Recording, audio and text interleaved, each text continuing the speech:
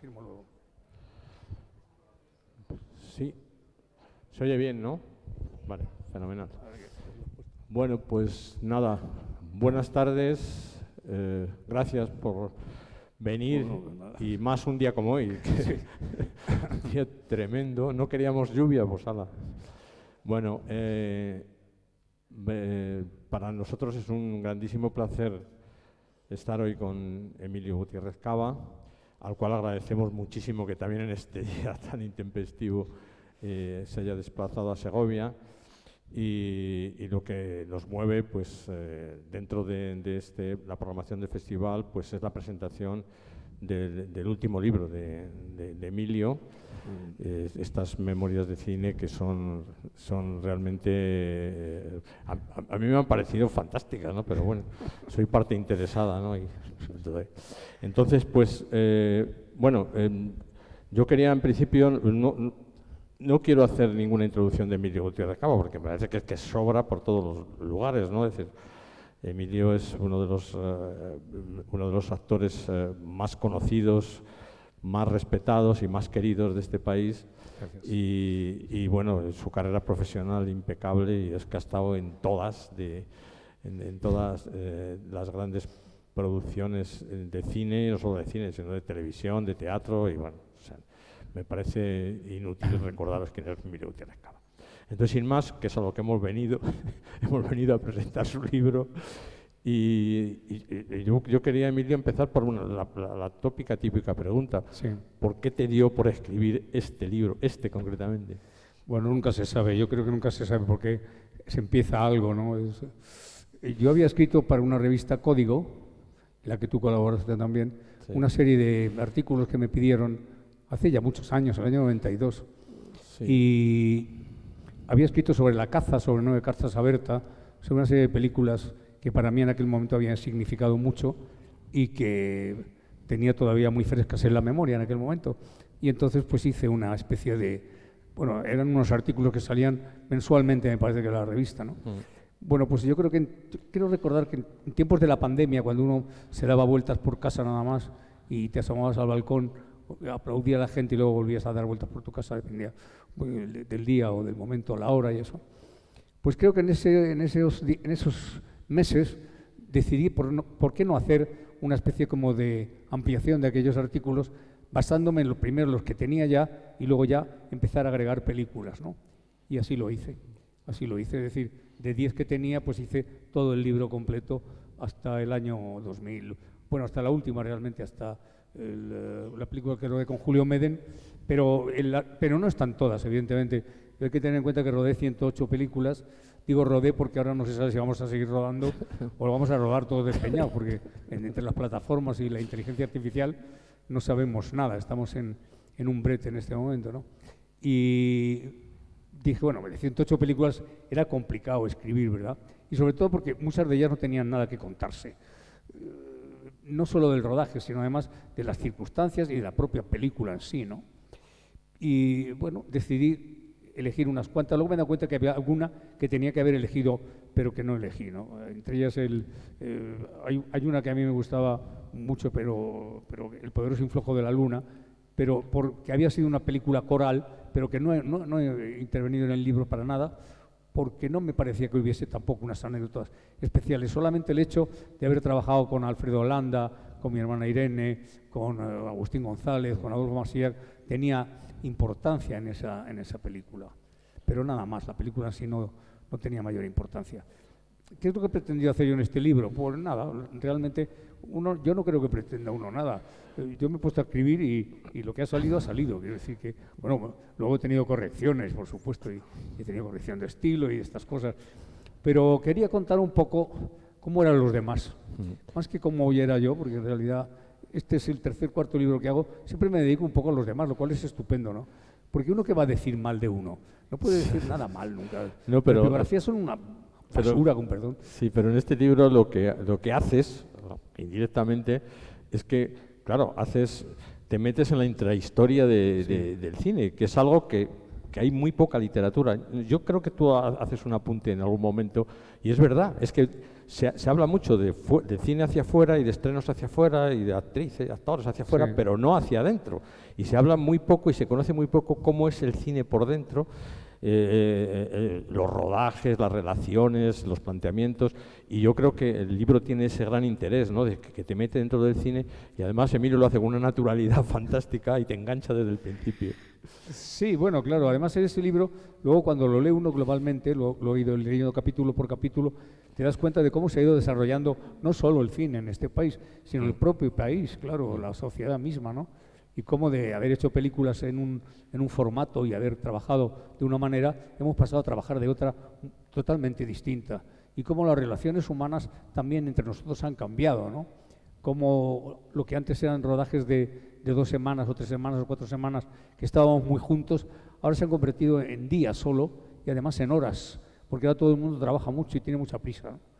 Entonces antes, pues después de un rodaje, pues nos reuníamos a lo mejor a tomar café o a tomarnos un té o una Coca-Cola o alguna bebida alcohólica desconocida. Pero ahora no. Ahora la gente termina y se va enseguida a su casa a hacerse una sopa vegetariana muy rara, sí, para al día siguiente volver al rodaje, ¿no? Y te dicen, bueno, me tengo que marchar rápidamente a casa porque tengo ahí una sopa vegetariana y mañana tengo que entrar a las 6 a trabajar en otra película. Y dices, bueno, usted perdone, y se va. Y entonces tú te encuentras solo ya en el set de rodaje y dices, se ha marchado todo el mundo y yo sigo aquí, ¿no? Sí, hay una cuestión que está muy interesante, digo, para cuando vayáis a leer, y animaros a leer el libro, que es que Emilio cuenta realmente, entre comillas, las miserias de dentro de los rodajes, ¿no? Que nosotros tenemos esta idea de que esto es, sí, Hollywood y que las estrellas iban ahí tal, con estos camerinos fantásticos y tal, no. Y es que el cine es muy duro, y ha sido muy duro, y bueno, Emilio lo corrobora. Sí, claro. Sí, claro. A ver, es que hay una idea de que el rodaje es llegar allí y ponerse una ropa y hacer lo que a uno le da gana, y eso no es cierto. Nosotros somos una pieza más de toda una serie de piezas que forman el mundo del cine. Así como en el teatro, yo estoy de acuerdo con Ingmar Bergman, en que hay 3 elementos básicos en el teatro, que son el autor, el texto, los actores y el público. Digamos que esa es la línea del teatro. En el cine hay una gran variedad de elementos que forman lo que es la película en sí, ¿no? Y el director de una película tiene que estar pendiente de muchas cosas, no solamente de que la actriz o el actor lo haga bien o mal, sino de todo lo demás, de la luz, del sonido, de que a fulano no se le escape un efecto especial distinto, y todo eso forma parte de un mundo que hoy en día ha variado mucho. Hay que pensar que nosotros hemos hecho cine analógico y ahora estamos haciendo cine digital. ¿Qué significa eso? Pues significa que ahora nosotros podemos hacer cine sin tener a nadie delante, ninguna contrarréplica o réplica a nosotros. Nos ponen una pantalla que suele ser verde y luego ahí proyectarán ellos en postproducción unas cosas. Y tú hablas a la pantalla y a lo mejor en la pantalla hay un hermoso amanecer y tú no te enteras de nada. No hay amanecer, no hay nada, no hay inspiración, ¿no? Yo me acuerdo de una película que rodé con María Casares, maravillosa actriz española, sí. Bueno, de larguísima historia, que tiene un libro muy interesante que se llama Residente Privilegiada, que rodamos en los Montes de Toledo, ¿no? Y teníamos una escena por la tarde muy hermosa, muy bonita, en la que María pues me contaba una serie de cosas de su personaje y bueno, aquella tarde fue mágica, porque María estaba allí y me contaba aquellas cosas y yo la veía a ella y la miraba a los ojos y había un contraplano y todo lo que nos rodeaba era el puro campo y eran las encinas y todo estupendo. Pues ahora eso ya ha desaparecido. Ahora seguramente María estaría contra un fondo verde y yo contra otro fondo verde. Y las encinas y el campo y el viento, todo había desaparecido y luego en postproducción ya te lo pondrían. Yo la última película que he hecho, que se llama Fenómenas, que no está reflejada en el libro, pues ahí nos hicieron por fin inteligencia. O sea, entramos ya en metaverso. Quiero decir que rodamos una escena en la que nos colocaron puntitos en la cara a Belén Esteban y a mí, y a Belén Rueda, perdón, y a mí. Es que lo de las Belenes, se nos puede ir la Navidad y es peligroso. O sea, Belén Rueda. Y entonces nos pusieron muchos puntitos, luego nos colocaron una cosa para que el escaso pelo no se nos viera y nos dijeron, ya nos vamos a rejuvenecer 40 años, o 30 años, ya pues muy bien. Y entonces pues nos pusieron en un sitio rodeados de cámaras de fotografías y nos hicieron, eran como 400 cámaras y nos dijeron, ahora sonríe, ahora ponte triste, ahora hace un gesto de amargura, ahora un gesto de dolor, y todo eso lo registraban aquellas 300 cámaras, y luego con eso componían una imagen. Yo cuando vi la película, al cabo del tiempo, la imagen que habían dado 20 años anterior de mi vida no era la que correspondía como era yo hace 20 años atrás, con lo cual estoy muy contento, porque pienso que si eso no lo arregla la inteligencia artificial, pues no van a poder hacer esa especie de engendro de que Greta Garbo pueda estar perfectamente reproducida por una inteligencia artificial, no lo van a conseguir, aunque todo siempre es diabólico y lo pueden conseguir, pero bueno.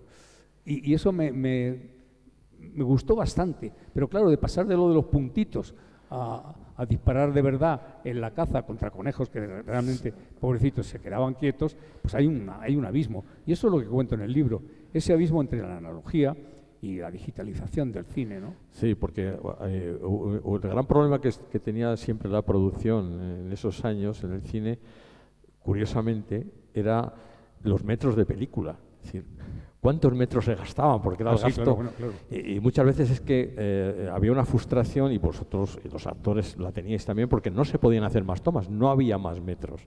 Y entonces, claro, eso ha pasado ya a la historia. Ahora lo que hace falta es un enchufe, ¿no? Es decir, que para poder descargar, ¿no? Es decir, que... Pero de todas formas, la calidad que tenía el digital, el analógico, perdón, eso se ha demostrado que no es lo mismo en el digital. No sabemos el tiempo que va a durar el digital, y están transformando ya todo porque tienen miedo de que desaparezca lo digital, ¿no? Pero sí es cierto lo que tú dices en cuanto al ruido de la cámara. Nosotros hubo una época que rodábamos sin sonido directo, con lo cual oíamos el ruido de la cámara, y al mismo tiempo el director en pronto te podía decir: mueve ahora la mano derecha y tócate la ceja, y tú hacías eso, y te tocaba la ceja. Y bueno, eso ahora ya no se ha podido hacer, porque ya con sonido directo no pueden darte ese tipo de instrucciones. Pero lo cierto es que, claro, oías rodar la cámara. Cuando decían motor acción, pues cuando decían acción, ya la cámara oía la reflex, que era una cámara muy gorda, oía y decía: Dios mío, ya estoy rodando. Y cada vez que hacías una pausa, pensabas que estaban gastándose metros y que a lo mejor luego eso no servía, ¿no? Sí. Y entonces yo creo que si uno se da cuenta, íbamos demasiado rápidos, porque nos daba angustia oír aquello, ¿no? Y cuando de pronto nos faltaba un segundo, de pronto decía el de la cámara: se me ha terminado el material, por ejemplo, ¿no? Y tenía que volver a repetir la toma, ¿no? Esas cosas hoy en día no pasan. Pasan otro tipo de cosas. Sí, claro, es que hoy por malignas. repetir es que antes se hacía pues, esa toma máster, ¿no? Para después hacer otras tomas, pero que estaba en función de los metros que tenías, y lo que el productor decía: no pases ahí de esos metros, Sí, que eso se gasta y es un dineral y tal. Sí, y cual. bueno, Ignacio Iquino, que era un director de cine bastante notable en cuanto a su carrera, digo bastante notable exóticamente hablando, pues Ignacio Iquino ni siquiera decía motor y acción, porque eso era gastar material, sino lo que decía, antes de empezar a rodar, decía nada más y entonces ya arrancaba la cámara para no gastar, ¿no? Sí. Y entonces pues ahí le hacía, era para ahorrar material. Y por lo tanto, eso no pasaba. En las películas que yo hice decían todavía motor, dejaban una pausa, acción, ¿no? Pero bueno. Oye, y en la caza, ¿cómo es que conseguisteis salir vivos todos allí con munición real? Y a 50 grados. Y a 50 grados. Pues la verdad es que siempre me lo he preguntado, ¿no? Porque algún disparo podía haberse escapado, y realmente nos habría dado de lleno, ¿no? Sí. Y era munición real. Incluso hay una pistola que yo utilizo, una Luger, una 9 milímetros, una Parabellum, que esa yo disparaba al lado de Teo Escamilla, que era el cámara en aquel momento, y realmente me daba miedo porque, claro, la pistola tiene una subida cuando disparas con munición real. Y realmente me asusté bastante al disparar, porque no había probado esa pistola hasta ese momento en el campo, ¿no? Y además ahí suenan los disparos de una manera tremenda, ¿no?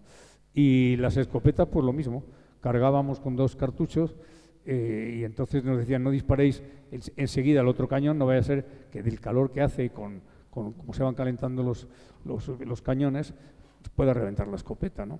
O sea que estamos siempre un poco al borde del límite de las cosas. Además, como nos disparábamos entre nosotros, o sea, era bastante agradable, entre comillas, aquello. Y bueno, pero no pasó nada, afortunadamente no ocurrió ningún accidente, lo cual a los pobres conejos sí, pero a nosotros no nos pasó nada. Y ahí cuento bastantes cosas en el libro. Sí, está súper interesante. Pero sobre todo, insisto en que el libro no cuento cosas diciendo yo soy maravilloso y los demás son todos un asco, que es lo que habitualmente se hace en las biografías o en las memorias, ¿no? que siempre sale favorecido, digamos, la parte que lo escribe, porque para eso escribe, ¿no? Y yo no, yo lo que he pretendido es contar cómo son un poco los demás o cómo los veía yo a los demás. Claro que también me menciono de vez en cuando, pero menciono un poco, digamos, de pasada, mi circular por allí, ¿no? Sí. No, yo veo que lo haces de una forma muy natural, por eso engancha, y eres muy considerado, inclusive en tus críticas, con todos, ¿no? Bueno, hay alguna película que no. Bueno, sí, alguna que no, pero alguna alguna de las que yo he visto también ha sido muy benévolo. La pones mal, pero ha sido muy benévolo. En alguna también he sido benévolo, sí, es verdad, sí. Pero hay otras que son... No he sido despiadado con ninguna, sí. ¿no? Pero hay alguna que son títulos tremendos que uno ha rodado, ¿no? Y los que estamos todos muy mal, todos los actores, ¿no? Y yo lo he dicho sin ningún ambaje, he dicho, estamos todo fatal, ¿no? Sí, entrando ya en nombres, a mí me gustaría reivindicar, ahora que hablamos de producción, a alguien que tú has rodado con él, y me gustaría que comentaras un poco sobre esa persona, que es un segoviano que aquí no lo conoce nadie, que es Primitivo Álvaro. Primitivo Álvaro es uno de los grandes nombres del cine español, segoviano, tremendo, y que, bueno, que era el productor de Querejeta, ha hecho cantidad de películas, y aquí, pues en Segovia es que no se le conoce prácticamente. Entonces, bueno, tú rodaste con él. Yo con Primitivo tuvimos... Primitivo era jefe de producción de La Caza, y teníamos una relación muy relativa. Los jefes de producción con nosotros apenas trataban con los agentes nuestros y, bueno, iban a los rodajes. Pero Primitivo fue mucho al rodaje de La Caza. Está rodada en Seseña, como a 50 kilómetros de Madrid, 40 y tantos, ¿no? En un secarral horrible que era un coto de caza de conejos. Y está rodada entre un 15 de julio y un 15 de agosto, o sea, en plena canícula, o sea, pegaba el sol. Y cuando llegábamos a las 8 de la mañana, pues Primitivo, estaba allí ya el hombre, con los camiones que había llevado fundamentalmente, aparte del material, bebida, porque nosotros consumíamos allí, calculamos que 8 litros de líquido por persona diarios, por el calor que pasábamos, ¿no? Y él siempre nos atendió muy bien. Primitivo era una persona muy ligada, efectivamente, como tú has dicho, a Elías Querejeta, y es muy importante, es un hombre muy importante dentro de toda la producción de Querejeta y dentro del cine español. Lo que pasa es que nosotros nos tratamos poco y solamente en esa película, pero luego yo lo he visto varias veces y hemos coincidido en multitud de ocasiones. La pena de las películas es que se acaban y sabes que no vas a ver a la gente a lo mejor ya nunca más, o no vas a coincidir con ellos. En algunos casos es algo muy positivo que acaben las películas y dice, bueno, ya no vuelvo a ver a nadie porque es horrible lo que hemos hecho aquí y además nos hemos llevado todo fatal. Pero generalmente yo no me he llevado fatal con casi nadie, ¿no? No, me he llevado bien y por lo tanto me ha dado pena siempre decir adiós a las películas. Alguna he dicho adiós, pero rápidamente porque había estado yo horriblemente mal como intérprete, pero si no pasaba nada. Sí, me ha sorprendido de que, hablando de gente de Segovia, que llegaste a rodar con Blanca de Silos. Sí, claro. Sí, bueno, Blanca de Silos, sí, bueno, rodé una película imposible, es una de las imposibles, que se llama Sábado en la playa. Es inencontrable, o sea que por lo tanto, aunque nada, no la pueden encontrar porque hay copias contadas y además están todas numeradas. Son como casi las meninas. Prácticamente es una película inefable, ¿no? Es extraordinaria, extraordinariamente mala. Pero bueno, quiero decir que Blanca de Silos rodaba en esa película. Y está rodada en Torredembarra, la provincia de Tarragona, muy cerca de Tarragona, ¿no? En el año 1966. Y entonces, bueno, esa película dirigida por un tal Esteban Farré, era periodista, dirigía una revista que se llamaba Pantallas y Escenarios. Y bueno, él era muy aficionado al cine y le gustaba el cine, pero no tenía mucha idea de dirección, ¿no? Desde mi punto de vista. Y yo creo que desde el punto de vista de todos los actores de la película le pasaba igual. Yo me extiendo bastante porque pasaron cosas muy curiosas en ese rodaje, ¿no? Y bueno, Blanca de Silos, que estaba allí, se había llevado a su padre, que había sido general. Sí. Había sido general. General de la Academia de Artillería. Sí, pero ya era muy mayor cuando voy yo. Y estoy hablando del año 1966 y ya era un anciano, o sea que debía haber sido militar general en la guerra de Cuba. Sí, Blanca, con la que yo me daba unos paseitos por aquí, porque subía aquí ahí enfrente a tomarse su cafetito, pues realmente ella se consideraba segoviana, pero ella había nacido en Vitoria. pero vino aquí 3 años o 2 o 3 años porque su padre vino a la Academia de Artillería. Entonces, Sí, bueno, Blanca estaba con su padre y con su hijo, es decir, Blanca tenía un hijo que no era, sí. era muy feo. El hijo era muy feo. Con todo lo guapa que era ella. Con todo lo guapa que era ella, curiosamente le salió un hijo feo. Y a mí me asignaron en la habitación, porque eran habitaciones dobles en un hotel. Todavía Torredembarra no había tenido el boom turístico y por lo tanto tenía pocos hoteles. Y en ese hotel pues era muy escueto de habitaciones y yo tenía que dormir con el hijo de Blanca de Silos en la habitación, en una cama separada. Era bastante feo, insisto. Y además de eso tenía una costumbre, yo el cine siempre he odiado el cine madrugar, o sea, lo de madrugar para mí es un delito de lesa majestad, es decir, que a mí me ponen un rodaje a las 6 de la mañana y me han destrozado la vida para todo el día anterior y el siguiente, ¿no? Pero en esa película no nos levantábamos muy tarde, nos levantábamos a las 8:30, pero este insensato se levantaba a las 7, porque era así, y como dormía conmigo, pues yo desde las 7 ya estaba despierto, pues el otro se ponía allí a lavarse. Entonces, en aquel verano, pues ya está, esta película está rodada en verano del 66, pues había una canción de moda de los Sirex que se llamaba Que se mueran los feos. Que se mueran los feos. Y tú se la cantabas a él. Sí, efectivamente, y él se metía en la ducha y cantaba, ¿no? Él es que se metía en la ducha y cantaba la canción, que se mueran los feos. Y ya un día yo, harto de oírle al tipo, le dije, a ver si te va a dar un infarto, porque siempre estás cantando lo mismo a las 7:30 de la mañana, porque no tenía ningún respeto, ¿no? El tío no me dejaba dormir hasta las 8, podía haberse metido silenciosamente y ducharse, pero que cantaba a pleno pulmón que se mueran los feos encima. Sí. O sea, era alevosía pura. Sí, tú has trabajado con los grandes directores del cine español.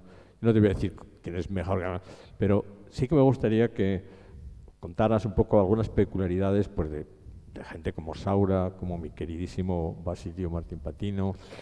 Bueno, Saura era una persona muy seria y sabía muy bien lo que quería siempre.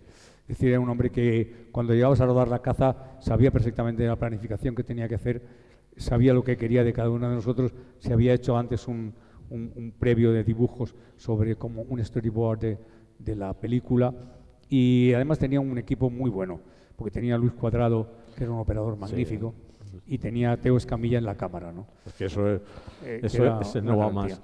Yo le hice un homenaje a Luis, que tuve una amistad con él, le hice un homenaje aquí en Segovia. Me dijo, ¿vas a hacer en Madrid? No, vamos a hacerlo en Segovia. Y me acuerdo que lo hicimos el único sitio que nos dejaron fue el Instituto Andrés Laguna, cuando ya estaba perdiendo la vista. Sí, estaba perdiendo la vista, sí. Es en el 77 o por ahí y tal.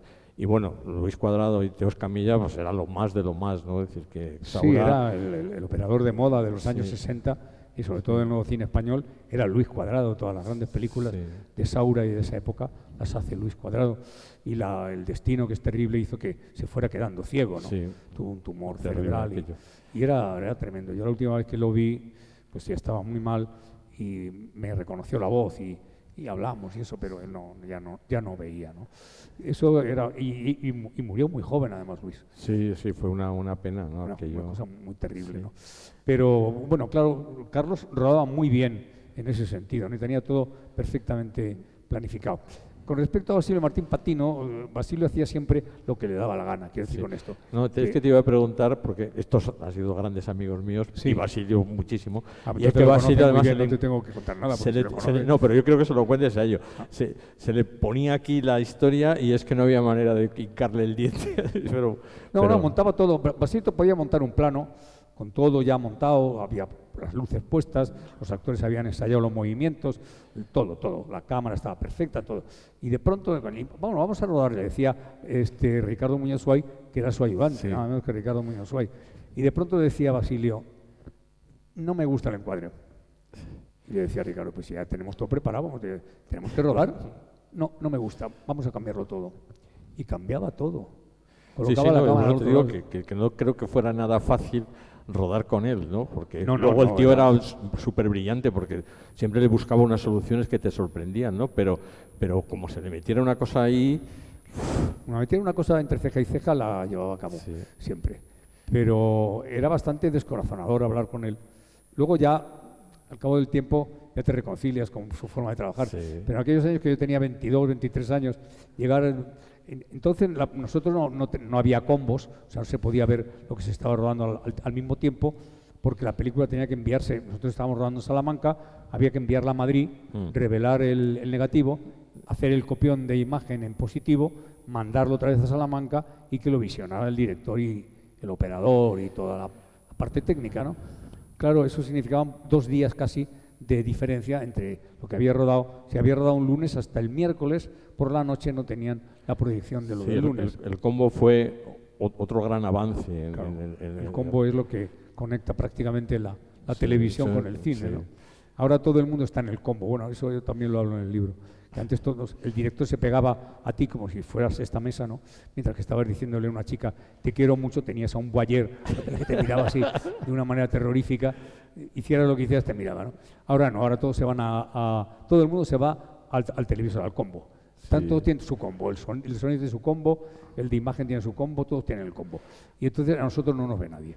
Sí. Ahí directamente no nos dejan libres, afortunadamente. A mí me ha parecido muy divertido la parte esta que citas de cuando te ponían un guardaespaldas y te perseguía. No, eso ya ha continuado, Sí. De tal manera ha continuado que yo en una serie que hice en el año 2010, ya en contrato, en la 3ª temporada, puse que lo hacía, pero que no quería que me siguiera nadie. Y me aceptaron en el contrato. Porque, sí, eso lo cuento eso fue rodando Sin Noticias de Dios, sí, la película de Agustín Gómez, de Agustín Díaz Llanes. Pues rodando esa película, yo sí, eso lo cuento. Los chicos de ayudantes de dirección, los que estaban en prácticas en dirección, les ponían a seguirse a los intérpretes para que no se perdieran. Yo creo que siempre ha habido un díscolo que se ha ido a un bar y se ha perdido, o se ha ido a tomar una copa, o se ha ido por ahí. Pero generalmente yo cuando acababa el rodaje de un plano, siempre le decía al ayudante de dirección, oye, voy a tal sitio, voy a tal otro, y entonces enseguida vuelvo, o si estabas en el sitio, te iban a buscar a ese sitio. Y bueno, en ese rodaje, Sin Noticias de Dios, pues yo me fui a una caravana que teníamos los intérpretes para estar ahí esperando, porque me dijeron, entre plano y plano, tienes un rato, vete a la caravana, que ya te llamaremos. Y yo me fui a la caravana. Y de pronto empiezo a notar que me sigue alguien, desde lejos. Y un chico joven me sigue. Y llego a la caravana, me subo y veo que el chico llega hasta la caravana y se apoya en un árbol y se queda allí. Y digo, bueno, como yo había madrugado ese día, claro, pues entonces me quedé dormido en la caravana un rato. Y al cabo de 1 hora más o menos me despierto y me asomo por la ventanita de la caravana y veo que el chico sigue allí de pie. Digo, pues esto es muy raro, ¿no? Y de pronto ya salgo y digo, oye, perdona, ¿tú quién eres? Dice, yo soy un ayudante de dirección y tengo asignado seguirle a usted. Digo, pero si yo no me muevo de aquí, dice, no, es por si se va usted de un sitio a otro, yo tengo un interfono y conecto con el equipo de dirección y digo, ¿dónde está usted? Digo, pues esto es absurdo. Y entonces eso ya fue la primera película, ya a partir de ahí todas nos han seguido, sí. A todas y a todos. Y se cuentan, bueno, ha habido anécdotas de todo tipo. Claro, el problema no es que te sigan, el problema es que se lo comunican. Y entonces de pronto dicen, fulano ha ido al servicio, y se entera todo el mundo que ha ido al servicio. O sea, todo el mundo dice, oye, que está en servicio, que está en servicio, se corre la voz. Y ya cuando llegas al set de rodaje te dice el director, ya sé que estabas en el servicio. Y dices, bueno, pero perdona que estaba en el servicio. Y eso, claro, era una práctica que nos pilló de sorpresa, ¿no? Ese encuentro con esa figura. Y yo sufría mucho por ellos, más que por nosotros, porque los tenían de pie horas. Incluso en el estudio, rodándoles una serie de televisión, me seguían desde el piso de arriba hasta el camerino de abajo. Yo decía, pero bueno, ¿dónde creen que me voy a ir aquí? En un polígono que no hay nada, no había más que el set de rodaje y poco más, ¿no? En un edificio ahí aislado, pues no me podía ir a ninguna parte. Pero no seguían, por si acaso. No sé por qué. Esto venía y lo explica bien Emilio, porque normalmente en el cine se era bastante disciplinado y no había cosa que le sacara de quicio al director y al jefe de producción que no saber dónde estaba fulano, claro, porque se paralizaba todo. Y entonces tú lo explicas muy bien, porque llegaron una nueva generación de gente joven y tal, se lo saltaba ahí y tocaba. Entonces hizo esto del seguimiento, ¿no? Sí, empezaron a saltarse esas cosas. Sí, claro, entonces, bueno, pues a seguir a todos. Hay cosas muy sabrosas. Sí. Ya entrando en los temas de actuación, me gustaría que nos contaras cómo, cuando te mandan un guión, cómo afrontas tú el personaje, qué metodología tienes para plantearte ese personaje. cómo definirle, cómo abordarle. Bueno, depende. Yo creo que metodologías hay muchas y hay que aplicarlas según el tipo de personaje que te asignen, según la importancia del proyecto y según una serie de cosas, ¿no? Entre lo que cuentan los actores americanos en sus memorias, incluso los actores ingleses, de fantasías magníficas, dice, yo tuve que hacer de guerrero vikingo y estuve 4 meses en Noruega metido en un campamento disfrazado de vikingo, a lo que hacemos nosotros. Yo creo que ellos nunca estuvieron 4 meses en un campamento vikingo. Forma parte de la idiosincrasia del cine, pero yo creo que es falso. Eso no han estado tanto tiempo, ¿no? Eso viene a raíz de lo que le contaba Laurence Olivier a Dustin Hoffman cuando hicieron Marathon Men, que Dustin Hoffman, antes del rodaje de una de las escenas, pues se fue a correr, estuvo corriendo como 20 minutos y llegó extenuado al set de rodaje y estaba esperándole Laurence Olivier y le dijo, ¿de dónde vienes? Dice, pues de correr, porque así llego motivado y tal. Y le dijo Laurence Olivier, si no tienes que correr para nada, lo que tienes que hacer es estar tranquilo, cuando llegan rodaje, tú haces así y te desmayas, pero mientras no vayas 20 minutos corriendo. Eso es un poco la aplicación de los métodos, depende mucho de las cosas. Hombre, si es un personaje que requiere un rigor histórico, yo creo que sí que hay que saberse más o menos toda su vida, un poco, la que hay en textos, si es posible acceder a ellos, o si no, investigar bastante sobre la vida de ese personaje, pero no para que sea... no para copiar exactamente lo que fue, porque eso es imposible, sino para acercarte un poco a la idiosincrasia de ese personaje, ¿no? Y conseguir un poco su esencia o su aire, ¿no? Y eso a veces es difícil, ¿no? Se consigue, pero a veces es difícil. Yo creo que métodos, un solo método es imposible. Es decir, con eso usted hace un cocido que le sale fantástico, o con estos huevos fritos yo se los hago a usted en 1 minuto y haga usted esto que le sale muy bien. Mire, no, porque cada uno tiene su circunstancia vital y esa es la que... Y luego el propio personaje te lleva a veces a situaciones que no esperas, ¿no?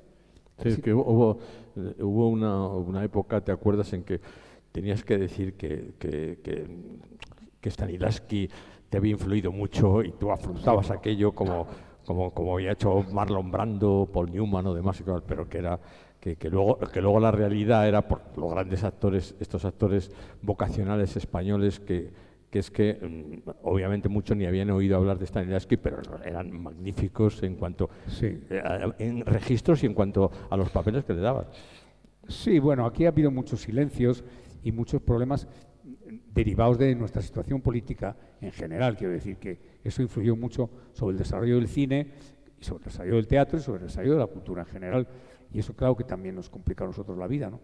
Porque encontrar un texto de Stanislavski traducido por fulano o un texto del Actor Studio era muy complicado en esa época aquí en España. Primero porque habitualmente no traían esos títulos a los libreros, lo tenías que pedir y era complicado. Y en segundo lugar porque prácticamente nadie te tomaba en serio, incluso ni los propios directores españoles, ¿no? Que siempre hablaban contra Bergman, muchos siempre estaban atacando a Ingmar Bergman, siempre decían, venga, no te pongas serio, no te pongas como si fuera una película de Bergman, y decía, bueno, no sé qué quiere decirme, ¿no? Por lo tanto, había una especie de extraño desincronización entre lo que pasaba fuera de España y lo que estaba pasando aquí, ¿no? Pero eso no significaba que no hubiera aquí gente con mucho talento en el cine, tanto directores como otra serie de elementos, ¿no? Me viene a la cabeza pues el nombre de José Antonio Nieves Conde o el propio de Ana Mariscal, que era una Nieves Conde, que era segoviano.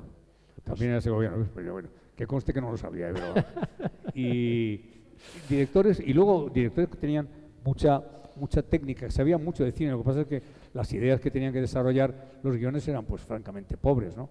Pero ahí estaba Rafael Gil, por ejemplo, que era un director de mucha solera. Había muchísimos directores que estaban bien, pero claro, eso en alguna medida nosotros lo sabíamos poco en aquel momento, ¿no? Lo que nos llevaba de fuera era cuentagotas.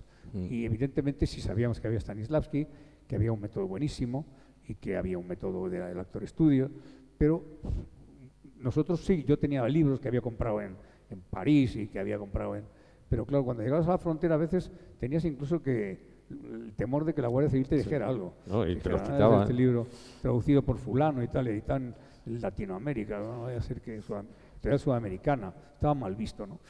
Pero en general en general, esto hablando de los directores de cine español, ellos sí conocían perfectamente ese cine. Hay que tener en cuenta que todos los directores de los años 40 y 50 todavía pertenecen un poco al cine de los años 30 y por lo tanto tienen una idea del cine muy importante, muy interesante, ¿no? Porque prácticamente nacen al tiempo que el cine europeo de la época. Luego se corta eso un poco de raíz con la llegada del franquismo por razones obvias, ideológicas, ¿no? Que es una lástima que ocurra, pero bueno, ocurrió, entre otras el doblaje, por ejemplo, que es una secuela de aquella época, ¿no? ¿Y cómo viviste tú esa transición? Porque esto también fue un poco milagro dentro del cine, ¿no? Que pasamos, obviamente, de la época franquista a la época esta, de esa transición que con tanta influencia del destape y demás y tal, pero luego empiezan a surgir una serie de directores y actores de grandísimo nivel, ¿no? Y ganando premios en todos los festivales internacionales. ¿Y cómo la viví? Pues, hombre, depende. Yo la vivía entre película y película, vivía la vida en general, y bueno, iba a los supermercados, sigo yendo al supermercado, y seguía haciendo una vida muy normal, ¿no? En ese sentido. A veces acudí a algún festival, no voy nunca a los estrenos de teatro, no, obligadamente nunca voy, no soy nada partidario de ir porque sé que mis compañeras y compañeros están nerviosos y no lo van a hacer bien, o no bien que lo van a hacer al cabo de 5 días, y al cabo de 5 días lo hacen espléndidamente, y entonces ¿para qué disfrutar mal de una cosa, ¿no? Voy a disfrutar bien el día que lo hagan bien, o sea, al cabo de 5 días o 6 que ya tienen sentada la obra, Claro, ¿no? En ese sentido. ¿Y cuál es el papel en el que te sientes que has dicho, oh, este sí que le he disfrutado? ¿Y tienes algunos así preferidos? No, el cine es muy difícil decir, hasta que no ves tu imagen y todo pegado, todo pegado, hablo de una manera rústica, todo pegado, todo junto, todo montado como es debido después de la postproducción, no sabes bien lo que has hecho, ¿no? Hombre, tienes idea de que es divertido, como pasó en el caso de La Comunidad, que tenías idea de que estabas haciendo un producto divertido, que era una buena comedia, y no sabías cómo iba a funcionar luego con el público, pero sabías que iba a estar bien, como sabíamos cuando hacíamos Sábado de la Playa, que aquello no era infumable, ¿no? Quiero decir que esas cosas pues se ven un poco, ¿no? O cuando hicimos La caza 9 cartas a Berta, que sabíamos que iban a ser películas que iban a quedar, digamos, en un momento determinado, incluso para el futuro, y ahí están, ¿no? Sí, Está en Venecia ahora en la Mostra presentando La caza en 4K, o sea, en un formato maravilloso que tiene una imagen espléndida. Pero claro, no sabes bien el resultado de las cosas. El cine no es igual que el teatro es una respuesta inmediata del público por sus risas o por sus llantos, pero en el cine no sabes lo que va a pasar cuando haces la película. Bueno, luego te la proyectan y el productor tiene una opinión, el director tiene otra, cortan por aquí, cortan por ahí, cuando la ve el público, pues a lo mejor no le gusta, ¿no? Sí, es que eso es siempre una sorpresa. El montaje es una parte básica, Claro, para bien y para mal del cine, ¿no? Entonces tú crees que has hecho una cosa bien y después aquello aparece sí, bien destrozado. efectivamente, tú haces de pronto una cosa y dices, me parece que ha quedado esto muy bien, llegas un día muy satisfecho a tu casa del rodaje. Hablábamos antes de Basilio Martín Patino y de las proyecciones que veíamos al cabo de 48 horas. Pues Basilio era de las personas que cuando le preguntabas a las 48 horas por lo que había rodado el lunes, el miércoles le preguntabas, ¿qué tal? ¿Habéis visto proyección? Le preguntabas el jueves. Y Basilio, escuetamente, porque era muy escueto, decía sí. Decías, bueno, muy bien, estupendo. ¿Y qué? ¿Te ha gustado la proyección de lo que hemos hecho el lunes? Y decía, no me ha gustado nada. Pero así, no había. Y ahí ya no había. Y decías, ¿por qué? Y decía, porque estabais flojos. Era falso. Sí. Pero él luego nos dijo, no, es que lo hago para que así os crezcáis. Digo, pero si no hace falta. Y os motivéis. Te llevaba a los pies, ¿no? Las cosas. ¿No? Y tenía actores importantes. En aquella película tenía a Mari Carrillo, entre otros, a Antonio Casas, o sea que era gente muy importante. Sí, ¿no? sí. Bueno, pues ya ya hemos hablado un poco del libro, súper recomendable, y si os parece, pues abrimos un turno de preguntas. Sabes que preguntar a Emilio. Aunque no haya leído el libro, no os preocupéis, que yo lo cuento, sí. No hay ningún problema. Sí, no, así que bueno, adelante, quien tenga preguntitas, porque obviamente la carrera de Emilio pues da para mucho.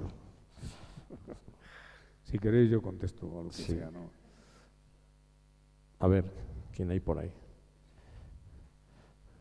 Venga, siempre es Es que como se ve, como se ven, pues entonces, claro, es que eso impone mucho, ¿no? Que de pronto todos se fijen en uno, ¿no? O en Sí. una.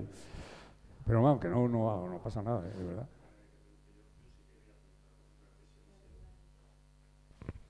Aquí está el micro, que si no, no. Sí.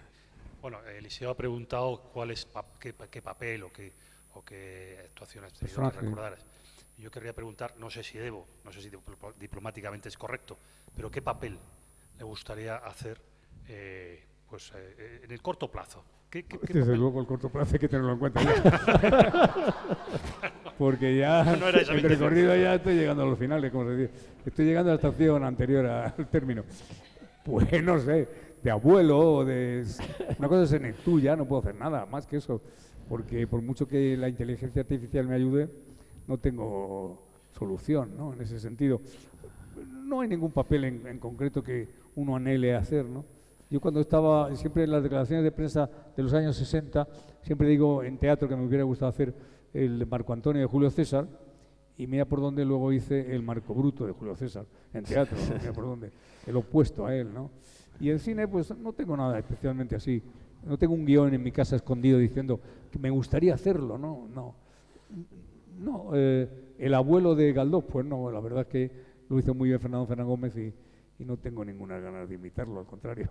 Ya bien está hecho, ¿no? Está bien, hay películas que no hay que hacer ya. Es como, ¿para qué vamos a volver a hacer Las Meninas si están ahí? O sea, los fusilamientos del 3 de mayo si están ahí, ¿no? Esa manía que, por ejemplo, Ben-Hur, que lo han vuelto a repetir, es lamentable que los americanos hagan eso para sacar dinero. ¿O cómo se puede repetir de aquí a la eternidad? Pues es imposible. Son películas que ya son películas, ya son obras de arte, ¿no? El Manantial, que el otro día lo pusimos, pues claro, son ya películas forman históricas. parte de la historia del cine, Claro. entonces removerla Es un bien cultural ya, es o sea, un error.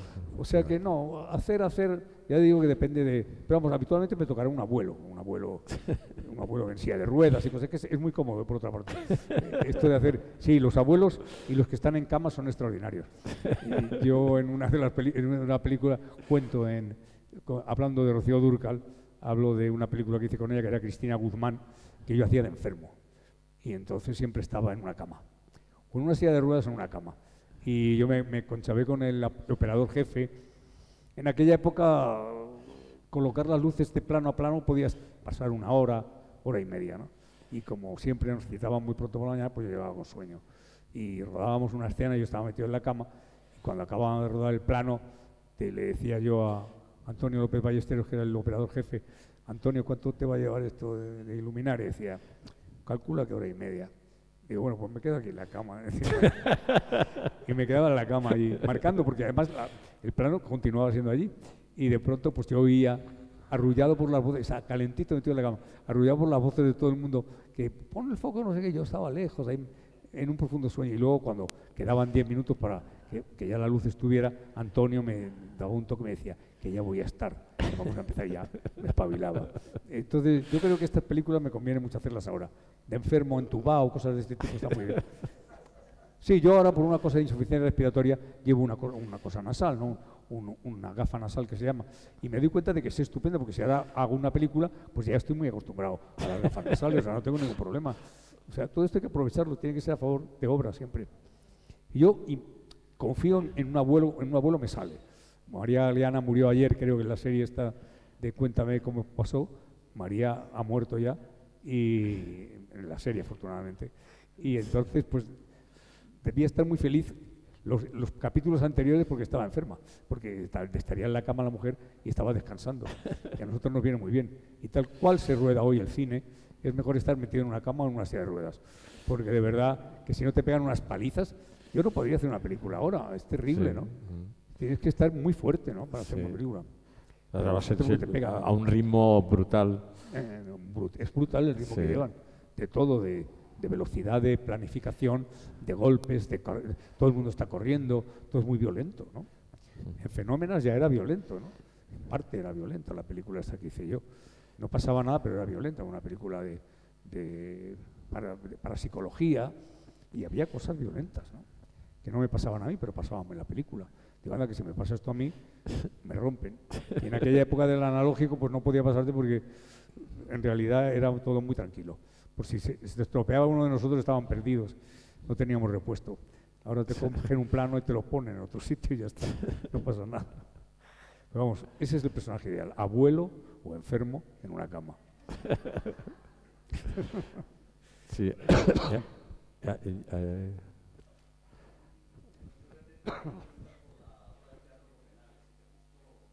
¿Perdón?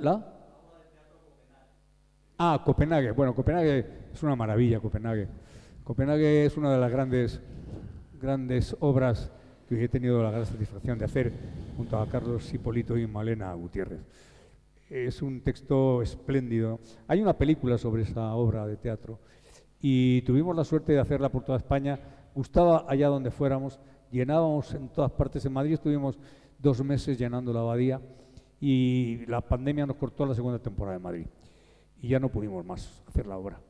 La pandemia ya nos rompió de cuajo, pero la misma semana que íbamos a presentarla otra vez en el Teatro Infanta Isabel en Madrid. Pero vamos, Copenhague para mí ha sido una maravilla, es como son como broches que van cerrando tu carrera, ¿no? Y eso es estupendo, ¿no? Como ahora cuando estoy haciendo Galdós 2023, que es una neolectura que hago con María José Goyanes y con Marta Gutiérrez Abad, pues para mí son regalos de la vida. Son regalos. He tenido una profesión que he tenido mucha suerte, porque llegar a mi edad, retirarme y tal, pues ya estoy retirado, cobrar una pensión desde los 65 cuando no trabajo es fantástico, porque yo creí que no llegaba a eso, ¿no?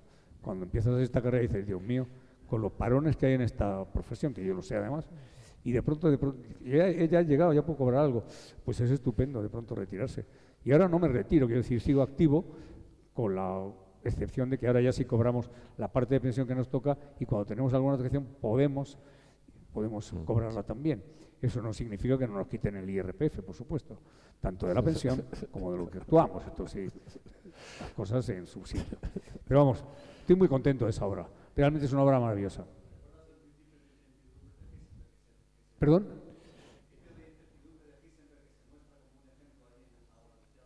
Sí, bueno, es que vamos a ver, yo últimamente he visto también Oppenheimer y se me han ligado todas las ideas. Y es una época que a mí me gusta mucho. Me gusta históricamente la Segunda Guerra Mundial. Me parece que todas las guerras, la primera y la segunda, tienen un hilo conductor con una tregua en medio que son los años 20, 30, hasta que estalla la Segunda Guerra Mundial, ¿no? Y esa época la tenía muy estudiada. Y cuando de pronto me vi con Heisenberg y con el personaje mío, dije, madre mía, qué joya, ¿no? Y el principio de Heisenberg estaba muy bien. Y bueno, parece que va a cambiar todo a partir de ya, con respecto a la concepción incluso de lo que tenía el principio de Heisenberg en mente. Pero quiero decir que esa bomba atómica, que hablábamos en la obra, esa bomba atómica no estaba destinada al Japón, esa bomba atómica estaba destinada a Alemania, porque en realidad lo que no se cuenta ahora es que no se sabía lo que pasaba con la energía atómica en explosión, quiero decir que no se sabía. Se dieron cuenta después de Hiroshima y Nagasaki de lo que pasaba. Y siguieron sin darse cuenta porque después de las pruebas que hicieron en el Pacífico, ahora estoy saliendo del cine, me voy a otra historia, ¿no? Las que hicieron en el atolón de Bikini con los americanos, con otras bombas que tenían, pues con los restos de la flota del Pacífico que les había quedado, hicieron las pruebas de las bombas en el atolón de Bikini. Pues cuando acababa la prueba, se acercaban sin trajes de protección a ver cómo quedaban los barcos. Eso es una insensatez, porque la radiación les pillaba en medio, ¿no? Eso significa que no sabían entonces lo que estaban tirando.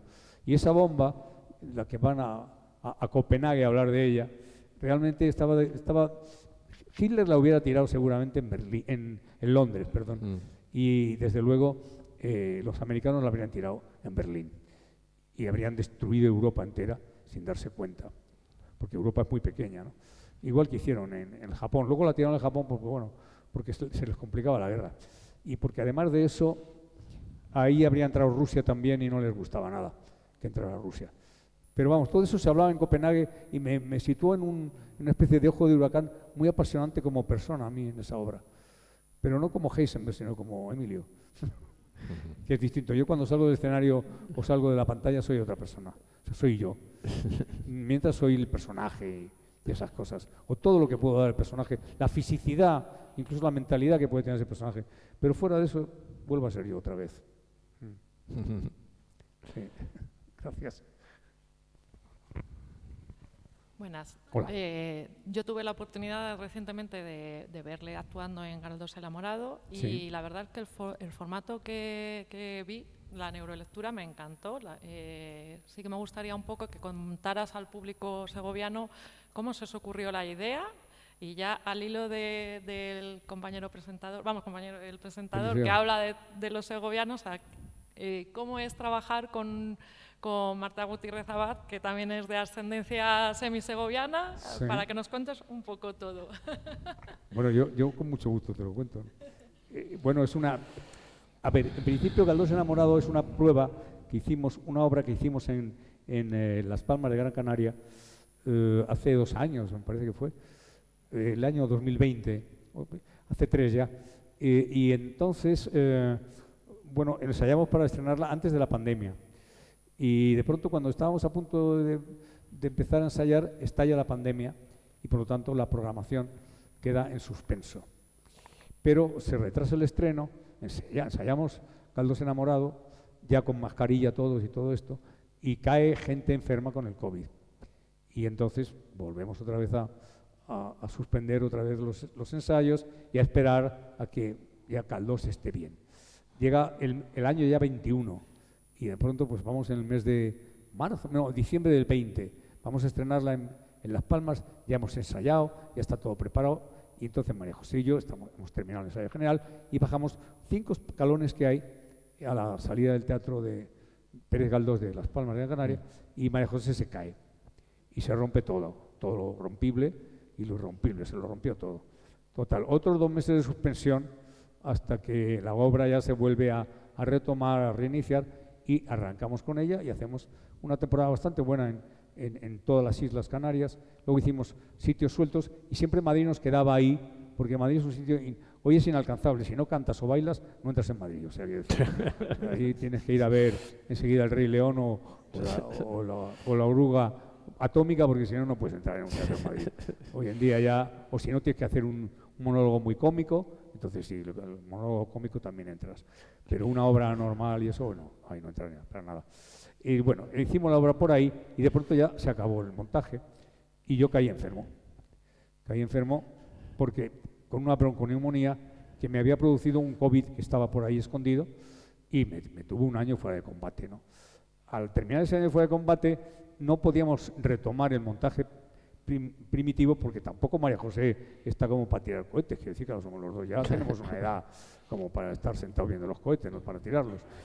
Y entonces decidimos, o sea, el autor, Alfonso Zurro, a instancias precisamente de Marta, decidió hacer eso como una neolectura, es decir, leer parte del texto, poder movernos, pero poco, porque yo tampoco me puedo mover mucho debido a la insuficiencia respiratoria, y entonces incorporar un nuevo personaje que fuera la narradora de las acciones que nosotros hacíamos, es decir, los movimientos que hacíamos por el escenario cuando no podíamos movernos, ¿no? Y entonces ese personaje recayó en Marta Gutiérrez Abad. Es muy desairado ese personaje porque no está relacionado en la historia entre Galdós y ella y doña Emilia Pardo Bazán, sino que cuenta lo que va pasando. Y claro, para una persona estás contando una cosa, pero no te relacionas con las otras 2 personas que hay en escena, ¿no? Pero ella lo hizo estupendamente.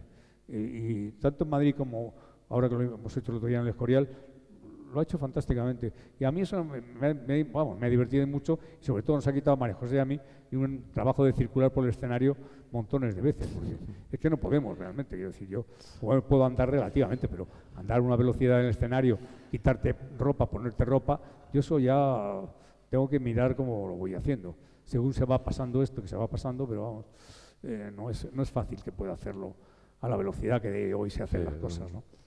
Y ese montaje ha quedado muy bien.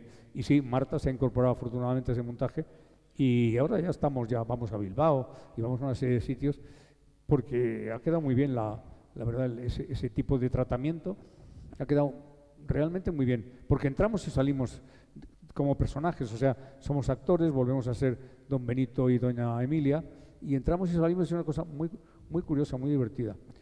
Sí, eso es más o menos. Sí, a ver. Eso depende de muchas cosas. Hoy no sabes ahora lo que es moverse en teatro, madre mía. Estaba antes por aquí el diputado de Cultura, el jefe del Juan Bravo, se lo diremos.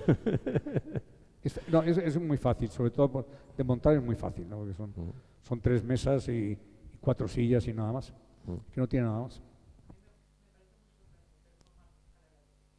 Sí, sobre todo en el sitio que la viste, si fue en el Centro Cultural de la Villa, que es un sitio absolutamente lamentable. Lamentable me refiero de visión, es un sitio enorme, que más que es una sala de conferencias, Sí, más que un teatro, para el público es una tortura, tiene una acústica horrible, y además se llama Centro Cultural Fernando Gómez, y Fernando aborrecía ese lugar. O sea, el destino es cruel, con Fernando debe estar por ahí maldiciéndolo en la eternidad, ¿no? Sí, porque él se retiró haciendo el alcalde de Zalamea en el Centro Cultural. Sí. Porque dijo, yo no hago más teatro, porque era horrible. Y ahí se retiró. Perdón. Sí, la verdad es que tiene un rechazo, porque me acuerdo que Saura, igual que le propusieron hacer la gran exposición esa de fotografía, que luego trajimos aquí también a Segovia y tal, igual él dijo, aquí es imposible hacer una de fotografía, porque claro, es un sitio que te causa un cierto distanciamiento, y entonces es curioso que el propio Fernando Gómez o Carlos Lara y tal, que tengan ese rechazo a la sala, ¿no?